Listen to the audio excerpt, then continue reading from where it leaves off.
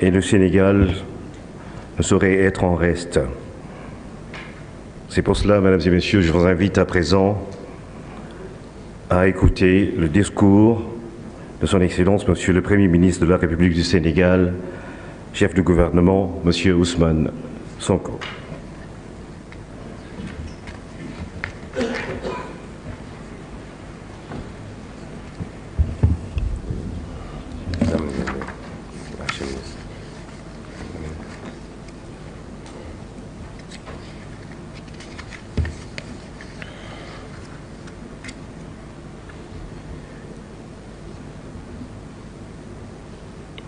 Monsieur le ministre de la Justice, garde des Sceaux de la République du Sénégal, président en exercice du Conseil des ministres de l'OHADA, Mesdames, Messieurs les ministres, membres du Conseil, Mesdames, Messieurs les ministres, membres du gouvernement, Monsieur le secrétaire permanent de l'OHADA, Madame la présidente de la Cour commune de justice et d'arbitrage, Monsieur le directeur général de l'École régionale supérieure de la magistrature, Mesdames, Messieurs les membres du corps diplomatique, les représentants des organisations internationales et interafricaines, Mesdames, Messieurs les représentants des partenaires techniques et financiers de l'OHADA, Mesdames, Messieurs les experts, distingués invités, Mesdames, Messieurs. La République du Sénégal est particulièrement heureuse d'abriter les travaux du Conseil des ministres de l'OHADA pour la deuxième fois, et ce, en l'espace d'un an seulement.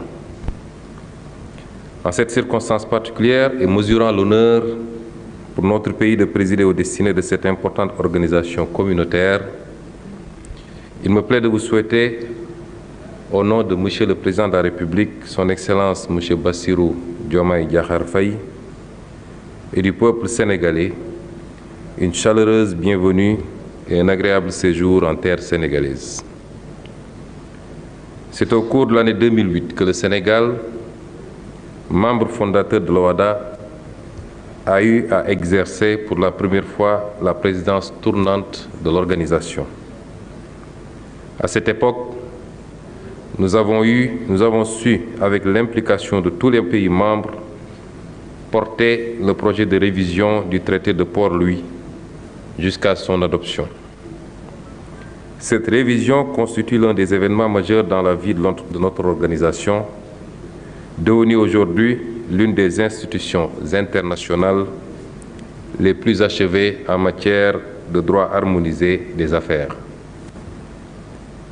Notre pays a très tôt cru en ce modèle de coopération économique pour avoir été au premier plan dans le processus de création de l'OHADA et pour avoir grandement contribué au démarrage effectif des activités de ces organes.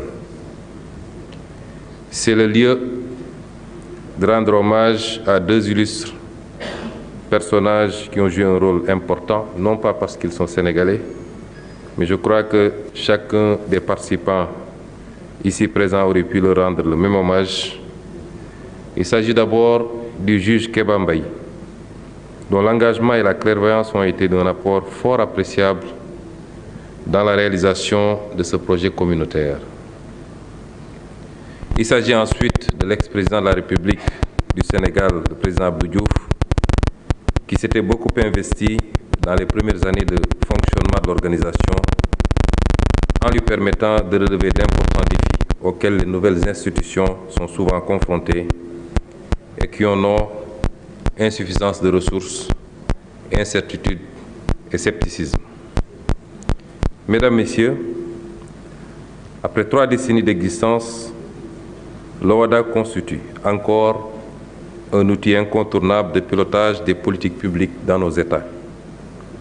Il est par conséquent notre responsabilité collective d'œuvrer à la consolidation de ces acquis et à sa pérennisation. Levier de stimulation de l'investissement, de développement du secteur privé et de dynamisation de la croissance, l'OHADA doit être préservé et renforcé afin de mieux remplir la mission que les pères fondateurs lui ont assignée, notamment satisfaire aux besoins économiques et sociaux des États membres et des populations concernées. À ce propos, et en saluant les efforts de rationalisation de l'environnement juridique à travers les actes uniformes, il me semble que l'économie sociale et solidaire, qui est un maillon important de notre vision ici au Sénégal au point de l'ériger en ministère autonome, constitue un puissant catalyseur dont le potentiel reste insuffisamment exploré dans tout le continent. On se félicite, certes, de l'adoption de l'acte uniforme relatif aux droits des sociétés coopératives qui offre un cadre juridique approprié à la pratique de l'économie sociale et solidaire.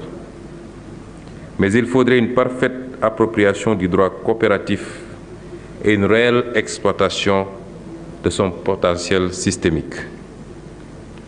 L'enjeu de souveraineté économique des États membres devrait également guider l'OHADA dans la conduite du processus législatif relatif à la co-entreprise qui a fait l'objet de propositions de textes déposées depuis 2013 par le Sénégal.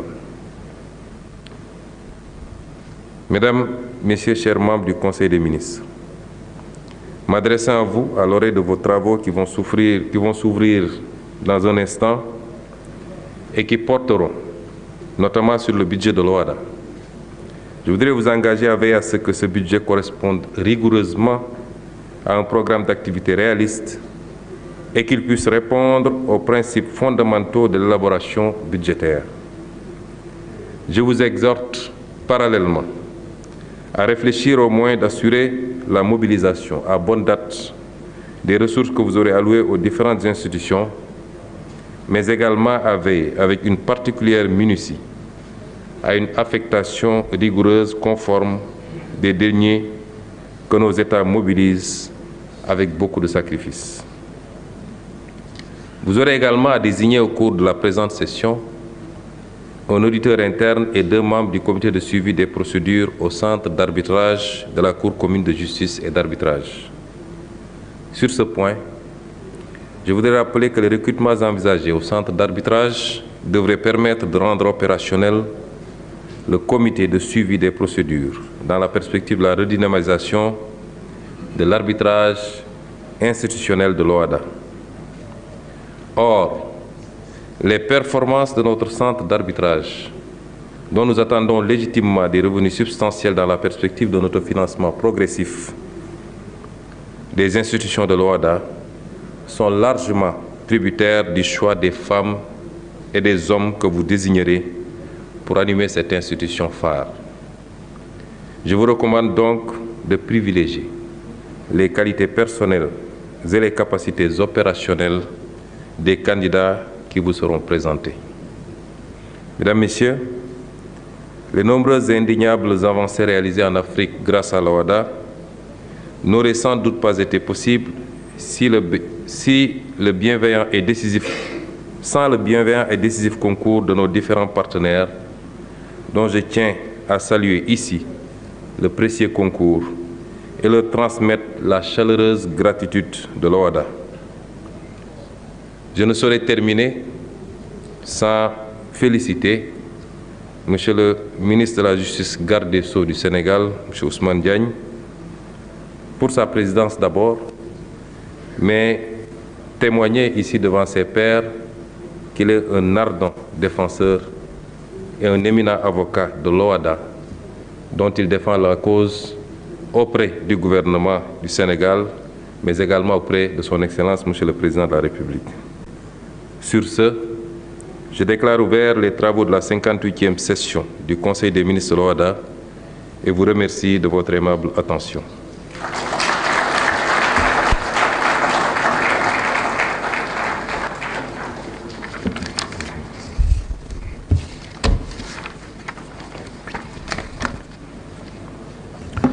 Merci, Monsieur le Premier ministre, M. Ousmane Sonko. À présent, Mesdames et Messieurs, nous allons observer une petite pause. Juste après, nous allons enchaîner avec les travaux du Conseil des ministres. Monsieur le Premier ministre, merci. Monsieur le ministre de la Justice, garde des Sceaux, Monsieur le secrétaire permanent de l'OHADA, merci à vous tous. Et nous allons poursuivre les travaux après la pause.